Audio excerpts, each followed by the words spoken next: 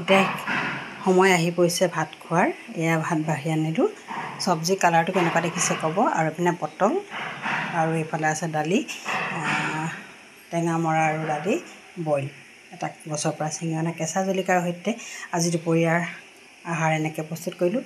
এই চব্জিকণ যে দেখিছে, ইয়াত কিন্তু একো ধৰণৰ মছলা নাই, মাত্ৰ চিক্ৰেট এটা আছে। সেইটো আৰু চিক্ৰেট আৰু ৰং নহয়, কিবা নহয়, মাত্ৰ জিৰা গুড়ি অকণমান দেই। ৰং কিন্তু একো দিয়া নাই, এনেকুৱা হৈছে। গতিকে কেনেকুৱা লাগিছে কওক। আগতেই কৈছোঁ, আকৌ এবাৰ ক'লোঁ, খাই চাব। খাই বৈ আপোনালোকে জনাওক। খাবলৈ নাপাহৰিব এনেকৈ বনাই। পটল বেঙেনা ফ্ৰাই কৰি, কণী এনেকৈ আমলেট কৰি টুকুৰা টুকুৰকৈ বনাই এনেকৈ ধুনীয়াকৈ বিলাহী দি বনাব। আলু দুটা ভাঙি দিব, বইল কৰা আলু দুটা। এনেকুৱা ধুনীয়া হয় কালাৰটো, চাওকচোন। গতিকে আপোনালোকে খাবলৈ নাপাহৰিব আৰু মোক জনাবলৈও নাপাহৰিব। আজিলৈ বাই বাই।